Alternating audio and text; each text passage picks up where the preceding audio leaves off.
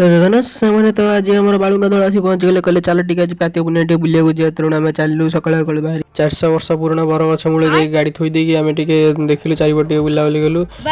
ତାପରେ ଆମେ ଗଲୁ ମା ପାଖକୁ, ପ୍ରଥମେ ଯେ କାଉଛନ୍ତି ଟିକେ ପଡ଼ି ଦେଇକି ସତୀତ୍ର ମୋର ତାପରେ ଆମେ ଚାଲିଲୁ ମାଆଙ୍କ ପାଖକୁ। ପ୍ରଥମେ ଦୀପ ଲଗେଇ ତାପରେ ମାଆଙ୍କୁ ଦର୍ଶନ କରିବାକୁ ଭିତରକୁ ଗଲୁ। ଆଉ ମା ଉପରେ ଭିତରକୁ ଯାଇ ହେଉଥିଲା ଦର୍ଶନ କରିବାକୁ, ଭିତରେ ଯାଇ ଦର୍ଶନ ବୋଉଲୋ ଏଡ଼େ ବଡ଼ ମାଛ କଣ୍ଟା, ତାହେଲେ ମାଛଟା କେଡ଼େ ବଡ଼ ହେଇଥିବ ଦେଖି। ତାପରେ ଆମେ ଆସିଲୁ ବାବାଙ୍କ ପାଖକୁ ମୁଣ୍ଡିଆ ମାରିବାକୁ, ବାବା ମୁଣ୍ଡିଆ ମାରି ସେଠି ତାପରେ ଟିକେ ଚାରିପଟ ବୁଲାବୁଲି କରିଦେଇକି ତାପରେ ଆମେ ସାଙ୍ଗମାନେ ସାଙ୍ଗରେ ପୁଣି ଚାଲିଲୁ ଆମେ ଟିକେ ସେପଟ ଡ୍ୟାମ୍ ଆଡ଼େ। କାର୍ତ୍ତିକ ମାସ ଶେଷ ସରିବା ଅବସ୍ଥାରେ ସେଇ ପାଇଁ ଆସି ସମସ୍ତେ ସଂକୀର୍ତ୍ତନ ସବୁ କରୁଥିଲେ। ଆଉ ସଂକୀର୍ତ୍ତନ ଦେଖି ସାରି ତାପରେ ଆମେ ସମସ୍ତେ ଚାଲିଲୁ ଡ୍ୟାମ୍ ଆଡ଼େ ସାଙ୍ଗମାନେ ସବୁ ମିଶିକି। ତାପରେ ସେପଟେ ଯାଇକି ସବୁ ପାଣି ଫ୍ଲୋ ଦେଖୁଥିଲୁ।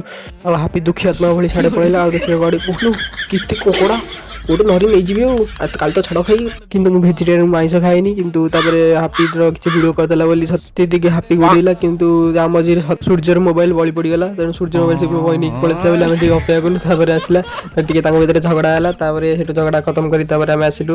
ଆଉ ଆସିଲା ବେଳକୁ ବାଟରେ ଭୋକ ଲାଗୁଥିଲା, କିନ୍ତୁ କୋଉଠି ଦହିବରା ଫହିବରା ମିଳିଲାନି। ତାପରେ ଆଇଲା ବେଳକୁ ଏଠି ଦହିବରା ମିଳିଲା, ଦହିବରା ଖାଇ ଘରକୁ ଆଇଲୁ। ସାଙ୍ଗମାନେ ଦେହ ଏଠୁ ଭଲ ଲାଗିଥିଲା, ଶୀଘ୍ର ରହିଲି। ଜୟ ଜଗନ୍ନାଥ, ଦେଖା ହବା ଗୋଟେ ଭିଡ଼ିଓରେ।